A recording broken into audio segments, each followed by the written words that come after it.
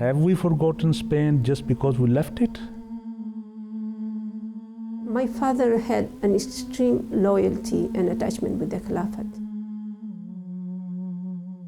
If you have to die for the cause of Ahmadiyya, this is the best death.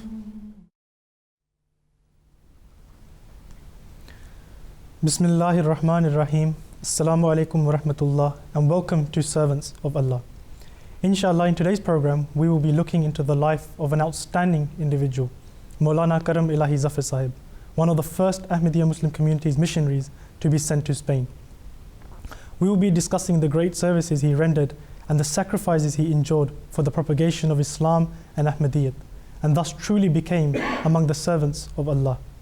Joining us here in the studio for our discussion is his son, Fazl Ilahi Kamar Sahib. Assalamu alaikum, Kamar Sahib, and Jazakallah for joining us here in the studio. Wa alaikum assalam wa rahmatullahi wa barakatuhu. Kamar Sahib, when we look back into the history of Ahmadiyyat, we find that your father, Maulana Karam Illahi Zafar Sahib, is a very well-known figure, particularly for his preaching in Spain. But before we discuss about his various aspects of his life, his personality, and the great sacrifices he endured for Islam and the propagation of Ahmadiyyat, if you could just give us a very brief introduction to your father. Okay. Well, first of all, I would like to thank all of you this opportunity in the name of my family, especially my mother, that with the grace of Allah is still alive, for having this opportunity to speak to the MTA viewers. And my father was born in Fezullah Chak. It was a village, still is a village, about 5 miles from Qadian. My uncle, his elder brother, was headmaster there. So his basic education was at that time in this village.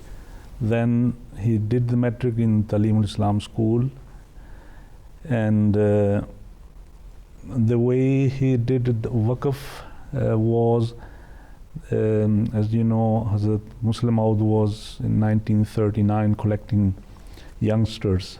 He wanted him to be, but unfortunately my father did not complete their BA or Maulvi Fazal. So he always started thinking that I won't be among these privileged, missionaries or person that can take that.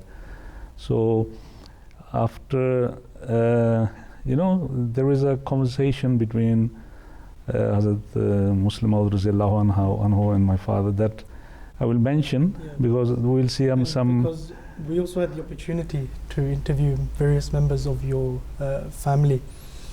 And one footage we actually would like to play here as well for the benefit of the viewers is this particular subject that you're mentioning, how he decided to do his waqf and then also being sent to Spain. In fact, we can actually play that right now for you. It's okay.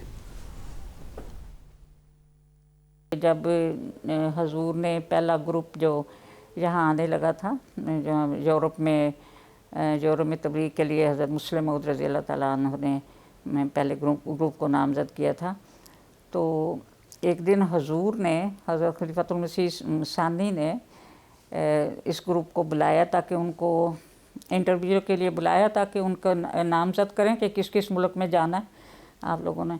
तो उन्होंने जब list देखी तो इसमें इनका नाम नहीं था। कहते हैं मुझे तो इस कदर सदमा हुआ, मैंने कहा कि इस तबलीग का नादर मौका पैदा हो रहा है और मैं इससे महरूम रह जाता हूँ, तो इतना इस कदर कहते हैं दुख हुआ कि मैं बयान नहीं कर सकता। तो उस रात फिर मैंने मस्जिद अक्सा में एक मुअज्जिन हुआ करते थे, मियाँ सिराजुद्दीन साहब उन्होंने नाम लिया था, उनसे चाबियाँ ली मिनारतुल मसीह की कि मुझे ये दें, मैं इस रात नफल पढ़ने का इरादा मेरा, और इरादा था कि मैं दुआ अल्लाह ताला से करूँगा कि अल्लाह ताला मुझे खिदमत दीन की तौफीक अता कर। तो फिर कहते हैं ये रात उन्होंने इस तमाम रात नफल पढ़ने में और दुआओं में गुजारी, रिक्कत भरी दुआओं की तौफीक मिली। उसमें यही था कि अल्लाह ताला तू मुझे खिदमत दीन की तौफीक दे। और उसके बाद कहते मैं सुबह अज़ान भी उन्होंने ही दी और फिर नीचे उतर आए और आके और कहते हैं मेरा बस दिल अभी परेशान था, बिजली मकबरा गया, वहाँ दुआ की, फिर वो अल-फज़ल के दफ्तर में चला गया ताकि वहाँ जाके कुछ पढ़ूँ, अल-फज़ल वगैरह देखूँ, वहाँ भी सुकून ना मिला। तो कहते हैं वहाँ से उठ के मैं निकल रहा था तो सामने से वही ग्रुप जो मुबल्लिगीन का, वाक़फ़ीन का, वो आ रहा था। कहते थे मैं उनको देख के मैं चाहता था मैं इनसे नज़रों से ओझल हो जाऊँ, छुप जाऊँ, मगर उन्होंने देख लिया और दूर से ही मुबारक मुबारक कहना शुरू कर दिया और कहने लगे हुज़ूर ने आपकी गैर मौजूदगी में आपको स्पेन के लिए नामज़द किया है। वो किसी की गलती की वजह से इनका नाम दर्ज होने से रह गया था, ये वजह बनी थी। तो खैर कहते मेरा दिल अल्लाह ताला की रहमत से भर गया। हज़रत खलीफतुल मसीह सानी की पूरी शफ़क़त, उनकी शफ़क़त का ख्याल करके आँखें भी भीग गईं। जी चाहता था उसी जगह ही सजदा पर गिर जाऊँ, पर शुक्र है कि अल्लाह ताला ने शुक्र है उनकी दुआओं को सुना। Just small memory that came to my mind when Hazur asked my father that if I cannot send you money, what would you do? My father said, well, I will do this construction work. Hazur said that you don't have experience in that, so imagine that you build a house with the walls inclined, so nobody will ask for your services. Hazur said, okay. My father said that, okay, then I will wash clothes. Hazur said, if you don't know this job, you will the dress, shirts, whatsoever, you will destroy them, and they will say that please don't come again. Then my father said, okay, I will do whatever I can. Hazur said, look, there are hundreds and thousands of people that die without any purpose. So if you have to die for the cause of Ahmadiyyat, this is the best death. Then this is Hazur accepted his waqf, and it so happened, if I will relate on the next. Jazakallah, thank you very much. Qamar Sahib, we've just heard the footage, and you've also mentioned that your father had the great honor and privilege to be one of the first missionaries to be sent to Spain by Hazrat Muslim radiyallahu ta'ala anhu. And we also know the great significance of this, that the fact that if we look in the history of Islam, the Muslims, there was a golden period of Muslims in Spain, but unfortunately they were forced to leave. And then almost 700 years later, it was through the revival of Islam that was being done by Jamaat Ahmadiyya that your father was being sent as a missionary. So my question is regarding to this particular phase of his life, when he went to Spain, how did he convey the message of Ahmadiyyat and Islam to the people of Spain? Okay, I will tell some anecdotes at that time, but first of all, let me quote two writings or in the khutbah of Hazrat Khalifatul Masih Sani regarding Spain, Raziyallahu Anhu. So Hazur said, Spain is a country that had witnessed the splendor of Islam, but this light is manifested as a result of war, and as a consequence it was extinguished. Hazur said, now this light has been revived again with the message of love and peace, hence it will be perpetual and will never be extinguished. And another quotation from Hazrat Khalifatul Masih Sani Raziyallahu Anhu, Hazur said, have we forgotten Spain just because we left it?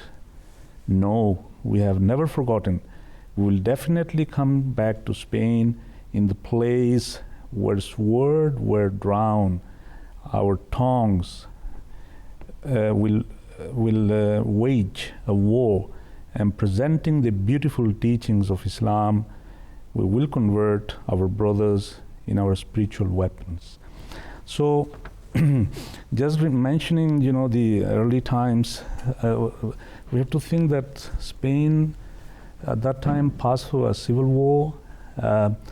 When General Franco was ruling, other non-Catholic sects, Protestants, evangelist Christian sects, were persecuted. I remember a grandmother from a friend of mine that I studied together. she used to tell me that she belonged to a group which was the Catholic Action Female.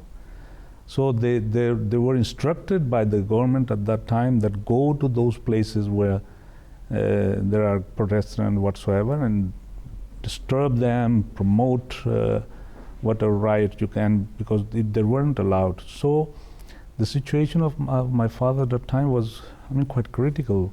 Very harsh conditions in which he had to. I remember from my mother, I've heard that secret police was coming every 10 days. They was always saying that we have admonished you. You can't preach here because, selling perfumes. This is something very important. What I have quoted that Hazur said that what will happen if we can send money.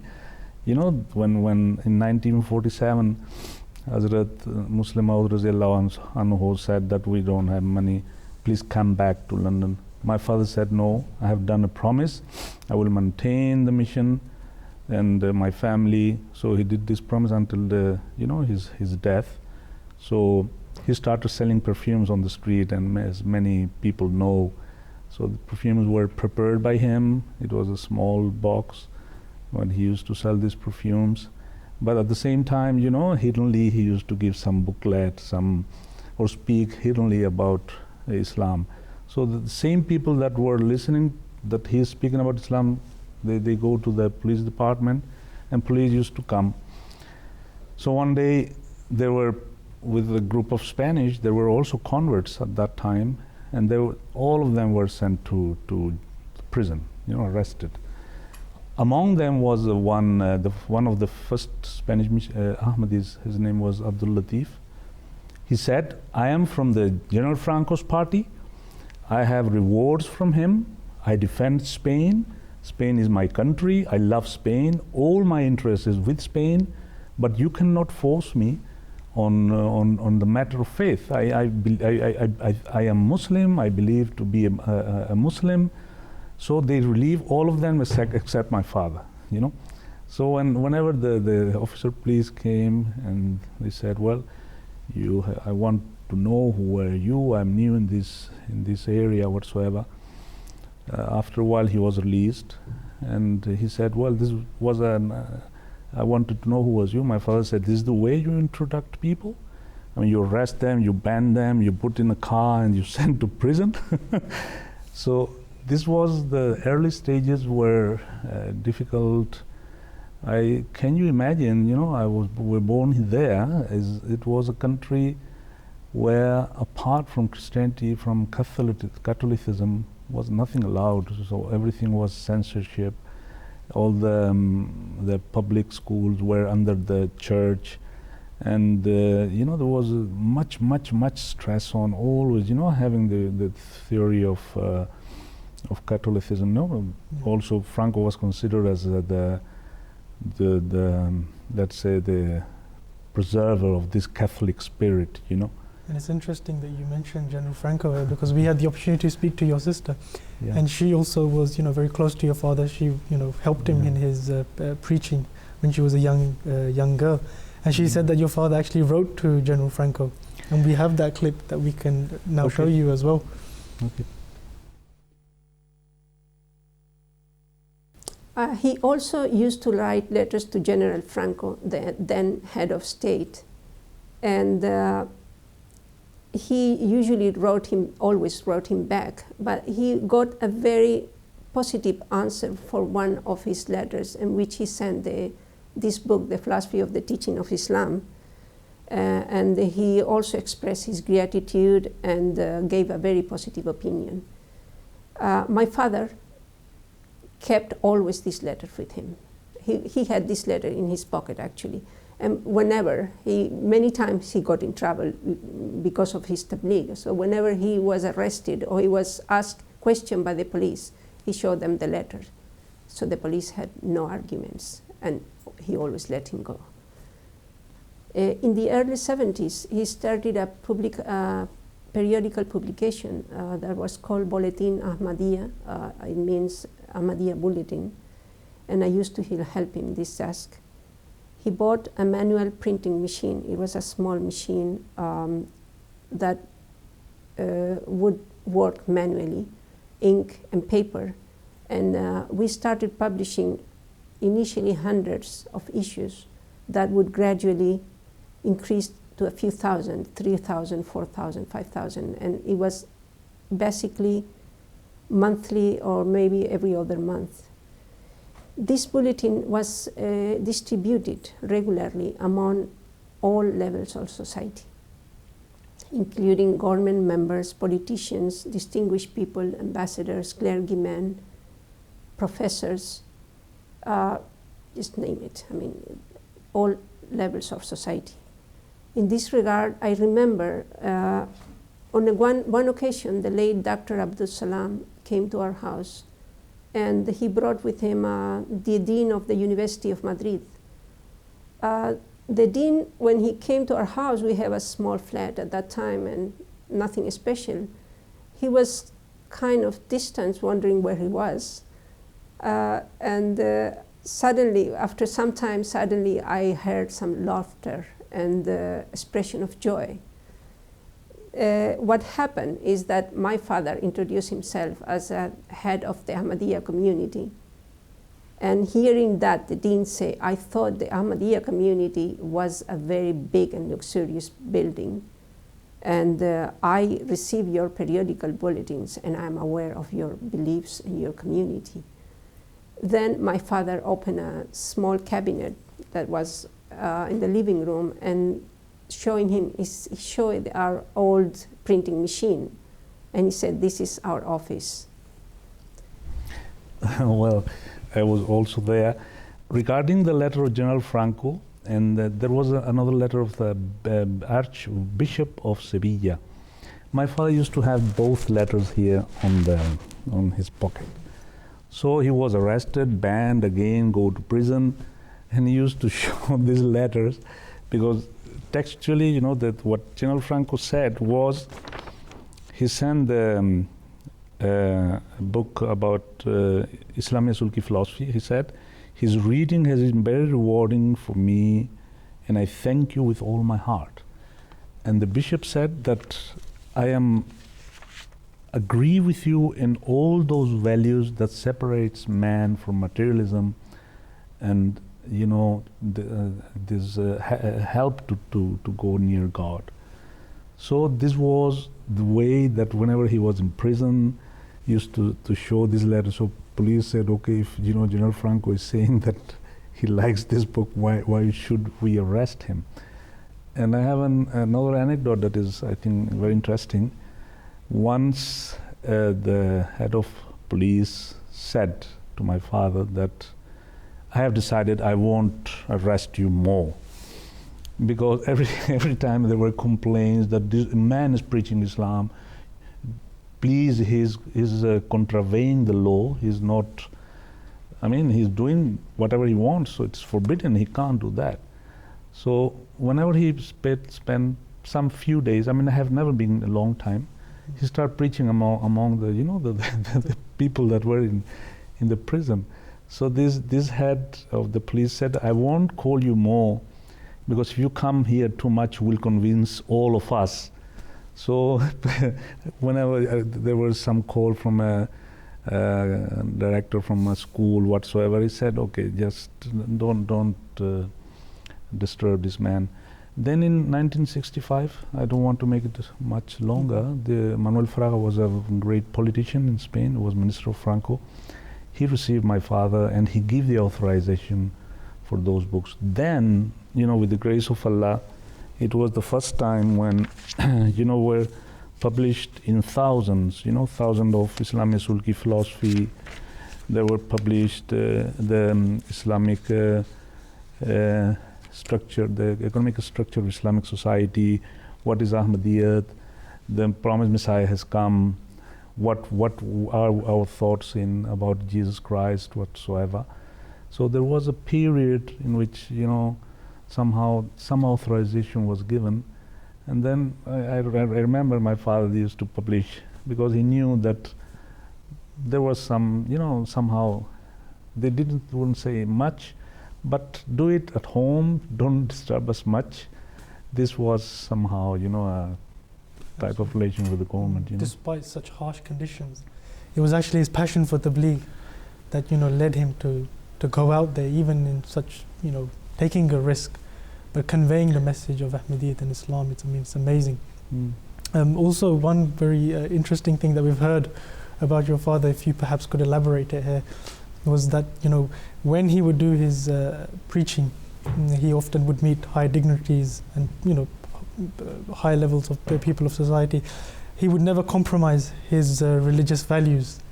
If you could give any examples of this, for instance, the handshaking, which could be an issue all the time, but how did he deal with that? I remember he used to tell us that in early 60s, 70s, he used to go to fairs, big fairs in Barcelona. So General Franco opened this fair, and his wife was with him. So my father shook the hand of the general, and then his wife, Doña Carmen, she also presented her hand to my father. So my father said to General Franco that this is your flower, it's not mine. So this was a very, he used to be very intelligent. I remember he used to have always some bottle of perfume because he never shook hands to women. So whenever a woman just tried to shake hand, he will put some perfume, and then she started no smelling whatsoever. Once the kings of Spain, he wrote a letter to the king of Spain, and he said that I want to meet you, but I will say Assalamu alaikum, I will say Musafa to you. You won't do any Musafa to my wife. I won't make any Musafa to your wife. We'll be in the separate rooms. So with the grace of Allah, he accepted all the conditions. They spent there for 40 minutes. He preached them about Islam, Ahmadiyya. They gave a copy of the Holy Quran. So he never compromised. But not only is there in this, I remember, I think as an anecdote, I think is interesting. He was quite popular. I mean, my father was very popular in Spain. If you see all documentaries, he's always there. So one man from Coca-Cola came, trying to to make publicity out of his popularity. I remember he stayed at home because my father wasn't there, and when my father came, he said, "It's simple. You just want to take a photo. You're taking a Coca-Cola." He was so angry that I am a missionary. I mean, you want to buy me? What? You can't think a bit more. I have nothing to do with this things, So he was completely solid to the teachings of Islam. He didn't give never ever single concession. And also, the fact that you said earlier in the discussion, in the interview, you said that how harsh the conditions were. But despite the harshness of these conditions, it was his passion, his drive to spread the message of Ahmadiyyat and Islam. And eventually, it was in 1982, we can say that he was rewarded for his efforts. If you could just elaborate on the significance of 1982 in relation to Spain and Islam. I think this is a great favor from Allah Ta'ala to him. First of all, let's speak about Islam. This is the main thing, inshallah, Islam will come through Ahmadiyyat to all Europe, and this is, I think, is an event that will, with the time, people will see. And regarding my father, what I really, with thanks to God, is that many people fight for a great achievement, but maybe the generations see the fruit. But Allah Ta'ala give the reward in his life. This is the main thing I can say regarding my father. I mean, that they was extremely joy. Can't imagine that after such a long effort, such a long sacrifice, you see the opening of the first mosque. You see the dream, that you have been thinking, and if you imagine the past, how many difficulties were there. So it's really a great favor from Allah. So Alhamdulillah. Yeah, obviously it's virtually impossible to, in just a small program like this, to encapsulate, the passion that he had for Tabligh, and how he conveyed the message of Ahmadiyyat and Islam, and established a Jamaat in Spain in such harsh conditions as you have mentioned. And we cannot do justice to his efforts, but obviously the Khulafa have mentioned how he would go out and convey the message of Islam and his passion for Tabligh, which we can hear now. कहाँ वो ज़माना था कि एक शख्स खलीफा वक्त की आवाज़ पर लबैक कहते हुए यहाँ आया, जब हालात मुकम्मल तौर पर मुखालिफ थे। इस्लाम का नाम भी चुप कर लिया जाता था, कुजा ये कि तबलीग की जाए। माली लिहाज से भी जमात की उस मुजाहिद अहमदियत की कोई मदद हासिल नहीं थी। ख़ुद इतर बेच कर अपना घर भी चलाया और मिशन के अखराजात भी पूरे किए और इंतज़ाम भी चलाया। एक शौक़ था, एक जज्बा था, जिसके तहत हमारे पहले मुबल्लिग़ करम इलाही ज़फ़र ने काम किया। We had the good fortune of going to Madrid and witnessing the stall that where your father would preach, which you mentioned earlier as well. And it was also interesting to see that how you have continued that tradition. And for the benefit of the viewers, we would like to show them that stall and how he would do his preaching.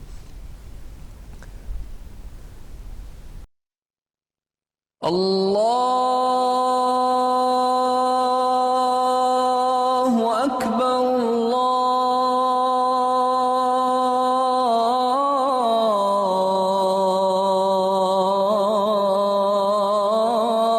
Allahu Akbar.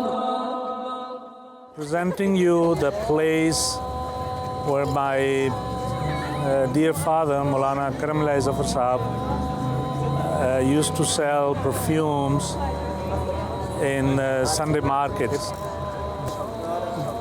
This was the box in which, he has different flavors, and people used to come and he used to mix flavors and put into small bottles. And for those new generation of Ahmadis is worthy to mention that Allah Ta'ala blessed this small box so much that only with this small box my father was able to publish thousands of books on Ahmadiyya, Islamic Sulki philosophy, and other books and booklets, and spread all around the Spanish geography. And there was so much blessings from Allah Ta'ala in this small box that during many, many years he maintained the mission according to a promise he did to us, Khalifatul Masih Sani, because when the partition took place, Hazur called him back, and my father said, no, I will do my job to continue the mission. So this place is for the history of Ahmadiyyat in Spain is very peculiar. With the grace of Allah, I have preserved it. It is, in my case, is 40 years now. That 48 years now I am here, and I have preserved photos and recordings from that time.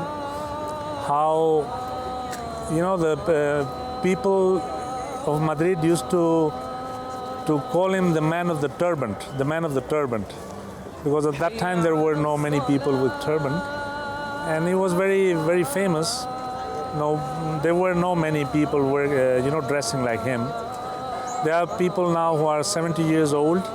They still remember him, and they say, we were kids, we used to remember your father when he was selling the perfumes. And the way he used to preach, as Khalifa Sirabe explained once, was that after selling the bottle, hiddenly, because it wasn't allowed at that time, he used to give a small booklet about Islam Ahmadiyyat. And it's quite famous that he said that this is a temporary perfume. take this one, that it will continue in this life and the life after death. So for me, it's a very special place. We come every Sunday here. It's a good place to establish contact with about Ahmadiyya, because people reading or seeing the photos, they get interested on the books. We get the contacts whenever someone is interested. We take his email, address, telephone, and inshallah I hope that we will continue with this place in the future. Maybe next generations will continue with that. So Jazakallah for having this interview to me.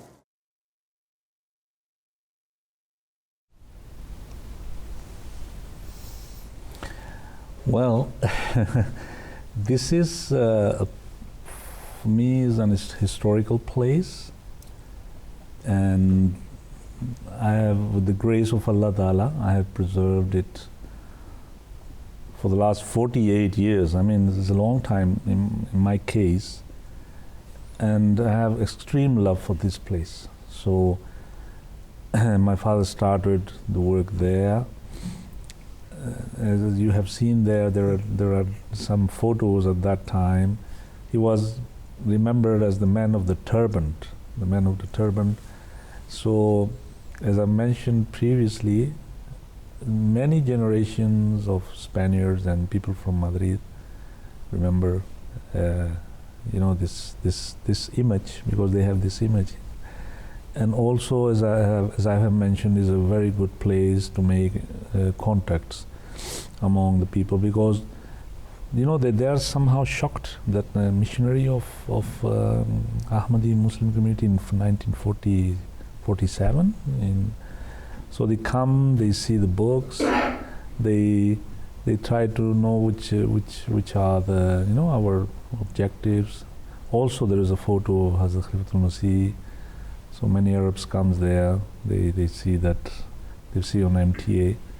So whenever Allah Ta'ala will give me this opportunity, I will try to maintain it. But have in mind that also, very great, important people from the Jamaat have come there when my father used to sell there. Mm-hmm. So, I mean, I appreciate that. These are my roots. These are the place where I have been. My father taught me what have I learned from him. I've learned from there. The way he used to preach to Christians, all the arguments I have learned from this place. So I mean, it has been my school. It's been a real school for me, Qamar Sahib, as a son, you had the opportunity to witness your father very closely. If I could ask you that, in your opinion, what was the best quality of your father, and how did it manifest in himself? I think his complete commitment to the Islamic teachings. No way, no possibility to bargain. He's a man that has been struggling from the beginning, just within such hard conditions. It's hardly it's very difficult to understand that when everyone is seeing you, as something strange, and if you don't have this strong conviction is psychologically is a torture. But I remember my father, he was forgiving everyone. To insult him, he didn't care. I've seen when I was a kid that used to, the stole, the fanatic Christians to tremble, and some bottles of perfume were broken. Never said anything. So these were really, this qualities that you can forgive the person that you have. Another thing that very important is the courage. I mean, my father was a brave man, self-confidence, never as I have told you before, he was a man of powerful conviction, and this personality helped him a lot during all the achievements. So I would like to mention, if you allow me, an anecdote that is quite interesting. I remember it was 1980, 2 months before this first stone ceremony. A telegram from Hazrat Khalifatul Masih Salis, Rahmullah, came. It was late night. It was, I think, even 12, 11, 1 o'clock in the morning. It was too late, I remember, that your embassy in Pakistan is putting troubles for the visa. I remember my father walked me out. We used to have a very small car, Fiat 600. And at that time, roads were not so good. It took 6 hours to go to Madrid. Calculate the time. He said, let's go to Foreign Affairs Ministry. Big cars, Mercedes, He said, my father said, park there. And I mentioned no complex of any inferiority complex. Old car, we parked there. He entered there, it was very early in the morning. He said, I want to meet the general director of Foreign Affairs. Nobody asked him, who are you? Where are you going? Which is the purpose of your going? Just only said, just go. He reached this gentleman and said, what are you doing? Why you are putting impediments that, people want to come to for the first stone. And he said, who is putting you this impediment? Well, there's a telephone immediately to your ambassador in front of me. And then he telephoned, is there any problem? They said, well, don't put any problem to this Ahmadis. Don't put any. Then my father said, Jazakallah, Assalamu alaikum. And then he said, let's go back because we have plenty of work to do. So this was a constant in him. Just tawakkal Allah. Absolutely. Completely tawakkul. And it's an amazing contrast to, how you said how he initially came to Spain. And the conditions were so harsh. Yes. And then now you're relating this particular incident where he had so much influence, obviously because of his trust and from the help of Allah the Almighty. Always, this confidence was giving him this strength, this power of convincing others. Absolutely. We also had the opportunity to meet your elder brother, Mansoor Sahib, in Valencia. Okay. And we also posed this question to him as well, if he could tell us about what quality he observed in his father. And he mentioned something as well which we would like to play for you here. I remember he hardly had any possessions. He had a briefcase in which he would put his leaflets, books, and material for tabligh. He was having a radio in which he would listen to the news. And he was having his suitcase where he was putting his perfumes that he used to sell. And I remember he also had a movie camera that somebody gave him as a gift. Apart from that, I don't remember my father having any sort of thing that he would express that he would like to have any sort of material thing. Many friends, they were ready to give us TV sets, and my father didn't want that because he always wanted to have not only a simple life but good entertainments for the family. Moving on, one very important question that I would like to ask you now is that if we study the life of all the past missionaries who attained any kind of success in the field of tabligh, preaching, is there a very strong link with Allah the Almighty. So my question is that as a son, you had the opportunity to observe your father very closely. What was his link like with Allah the Almighty, his relationship with Allah the Almighty? The one thing that now I think is being a, let's say, mature person is that something we used to see as a routine in our daily lives, that we used to have to fill these bottles. And you know, the small box used to have, if you logically thinks, you have a logical approach to that, it is impossible that a man could maintain 6 children. He can publish thousands of books of Islamic philosophy, thousands of books of Islamic structure of Islamic society, thousands of books, or 3,000 of bulletins per month. So apart from that, there's not special favor that Allah Ta'ala was doing on him. There is no other explanation. I remember sometimes we have been helping him in this selling perfumes, that if next Sunday was cloudy and it was raining, previous Sunday Allah Ta'ala used to give him 3-4 times more.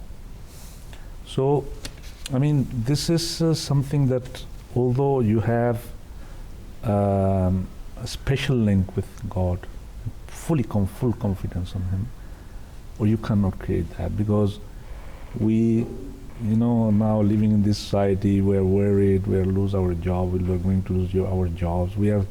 And I think on our saintly people, and they didn't care that what will happen tomorrow. And I quote you one anecdote that I think is very important for all of us.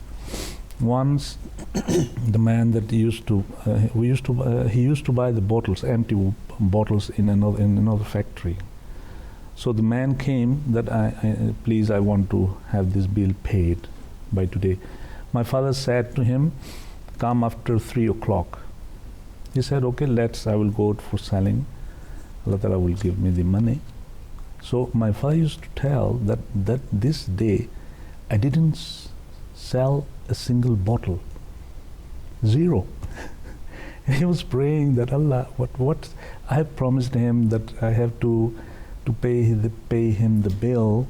So he said, well, it's your will, so I accept it. But strange thing, no single bottle. Can you imagine? He used to sell 1 bottle, 2 bottles. So he was coming back. He was just entering on there are flats in Spain, on the gate. Suddenly someone called from his back. He was a wholesaler. He said, oh, man of the perfumes, I want to buy this and that and that and that. Just that he opened that in the main entrance, and he bought the same amount of money that the other person that was waiting there for collecting, what my father said. So, in a nutshell, what I want to tell you is that the fully confidence in Allah Ta'ala, and this has been his I think it was the help trend from Allah the Almighty that shows us, indicates that how much of a strong relationship he had. In fact, talking about the help that he received from Allah the Almighty, your mother related a very interesting incident about him once going to Jalsa Salana, which we can actually hear from your mother's words. इस वक्त एक वाक़या बयान करती हूँ। पुर्तगाल का वाक़या है कि सन 95 की बात है कि उस वक्त जलसा सालाना लंदन यूके का जलसा करीब था। तो ये कहने लगे, वो हमारा जाने का प्रोग्राम नहीं था, क्योंकि एक तो इनकी सेहत इजाज़त नहीं देती थी, कमज़ोर थे, और मगर ये कहने लगे, एक दिन ऐसे ही बैठे बैठे कहने लगे कि मैं लंदन जाना चाहता हूँ जलसे पर, तो मेरा टैची केस लाओ, उसमें ज़रूरी चीज़ें वगैरह रख दो। तो मैं खामोशी से मैं करती गई, वैसे जिस तरह कहते थे करते गए हम लोग। और फिर बच्चे को किसी को कहा कि ये पैसे लो, मेरे लिए टिकट का इंतज़ाम करो कि मैंने जाना है लंदन। खैर हम क्या कहते, हम खामोश थे। वो चुप करके उन्होंने अपना टिकट ख़रीदा और वो एहतियात से जेब में रखा, पासपोर्ट चेक किया और अचकन वगैरह की जेब में, अचकन की जेब में रख के ना, तो इत्मीनान से बैठ के 1 हफ़्ता 10 दिन बाकी था अभी जलसा शुरू होने में। तो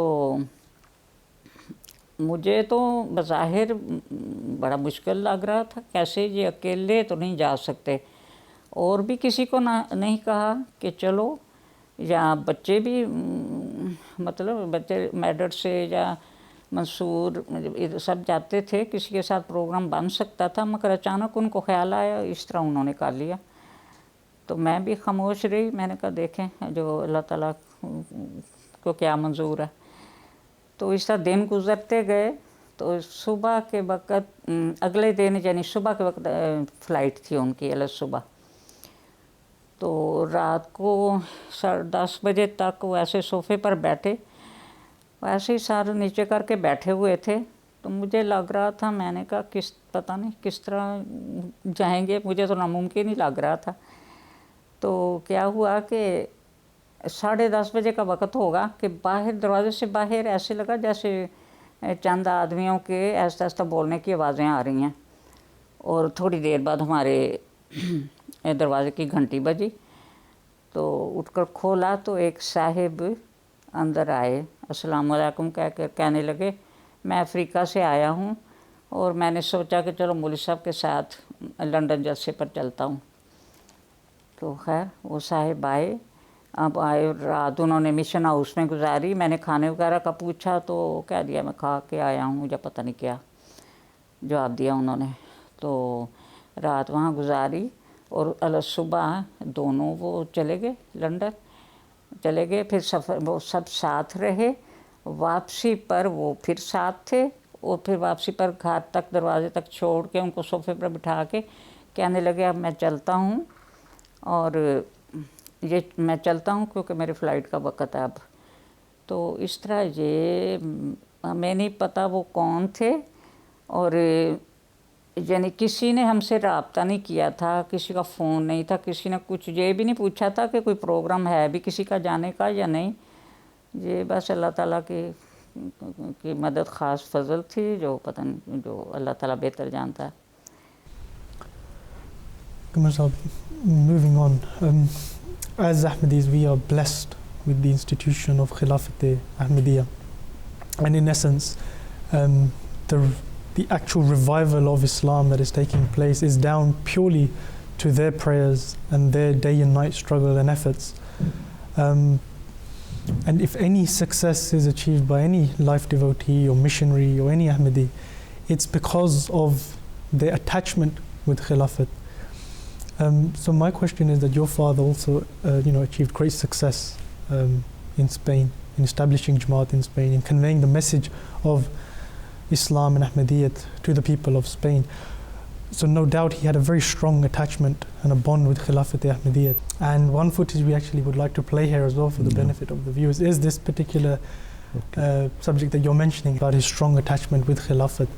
And your brother and also your sister also spoke about this, which we can now play on the screen for you.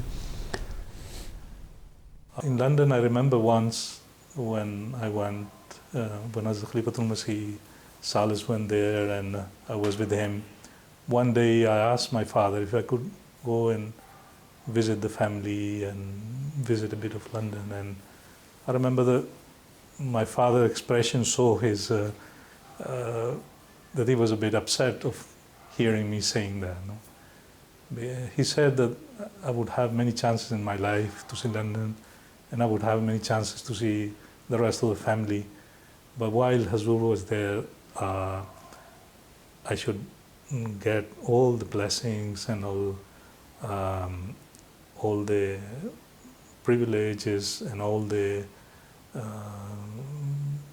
good things that comes to be in the nearness of Khalifatul Masih. My father had an extreme loyalty and attachment with the Khilafat. I will just mention one event that reflects his love for the Khilafat.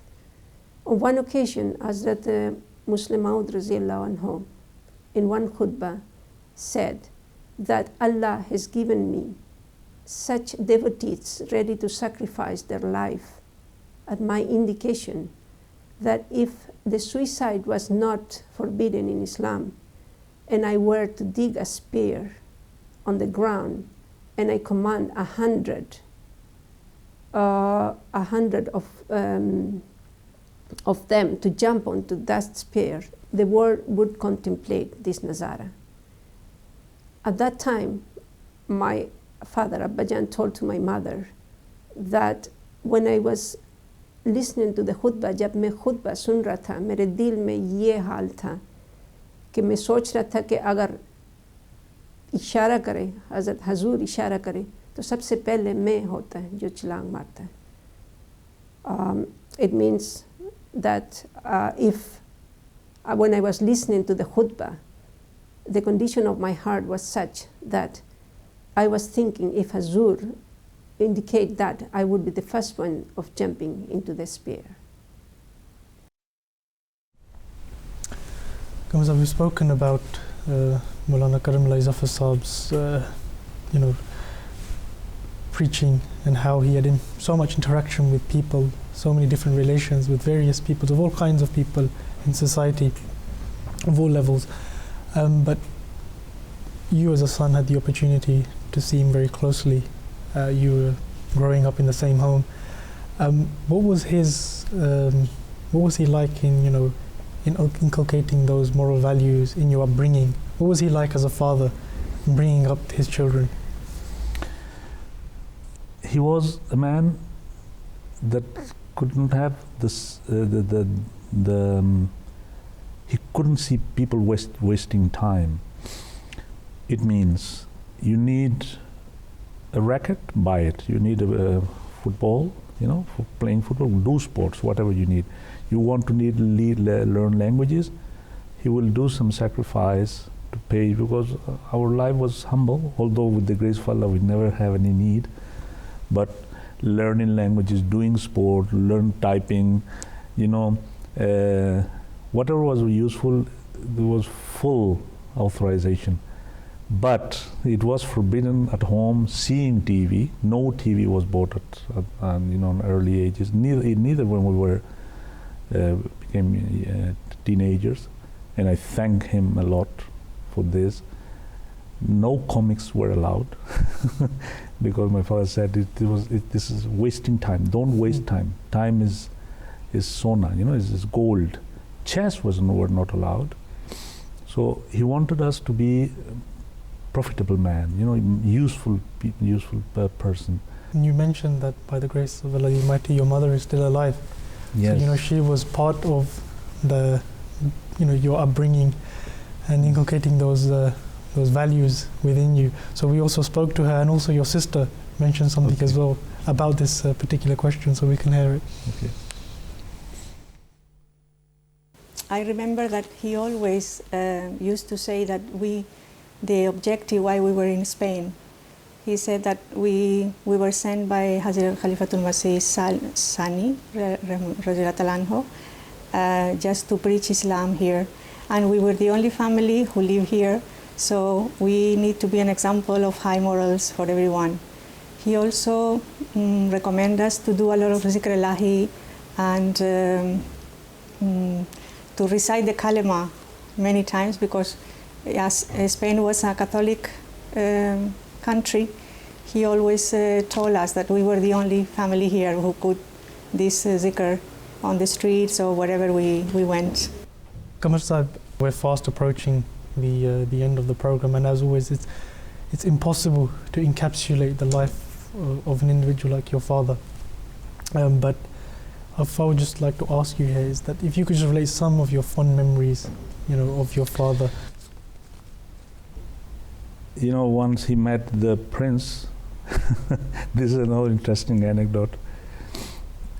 And I remember the Spanish ambassador said that you are hitting me, because my father's strong personality, the Prince of Spain came in Portugal. This is something related with Portugal, And I remember him, he was a man. So, in India, so the prince stayed with him, and to start preaching him. So the ambassador was just looking at him that I was the person that he should meet first, and this and that, So I have very nice memories regarding. I can tell many of them, but I think I can quote these two. I've written maybe some here. I remember once on the book fair we had in Madrid, this prince is the son, the son of the king. He came to our stall, and when I offer a book of the Holy Quran, he said, no, I have got a copy that I've got in Portugal with the man with the turban. So he still remembered this anecdote that was maybe some years ago, and I remember he is still in the Sunday market. I see generation remember him, because there were small kids at that time that came with their parents. So my father was with the turban. Now they have grown up. They know more than 50 years have passed, 60. So they have told their children now that there was a man of the turban. I mean, still the environment is the man of the turban that used to sell perfumes here with the spray, and he used to speak about spiritual words and this and that. No? So those are nice memories that are still in the heart. Thank you very much for sharing them with us, and no doubt you must have so many. And there's, we could ask you so many questions, but due to the constraint of time, we will have to finish here. But Karam Sahib, the Holy Quran reminds us that every soul shall taste death, and all of us will one day have to leave this temporary abode. But individuals like your father, who had an interaction with so many people and touched so many hearts, no doubt to hear the news of his demise was a huge loss for the whole of the community. We spoke to various family members, and your sister mentioned a very interesting thing that shows how much deep passion he had for Islam and for spreading the message of Ahmadiyya, that even when he was breathing his last, he had the desire of serving Islam, which we can actually show you here right now as well. Before dying, the night before, when we had to call the doctor because his health was deteriorating so much, I think it was 4 or 5 o'clock in the morning, and we called the doctor, the emergency doctor of that time, and my father told him that I just woke you up to give you a book, and you have to read the book, Jesus in India. And the doctor said that, of course I would read it, because if you woke me up, I have to do it. So he was, I think, his latest words before passing away.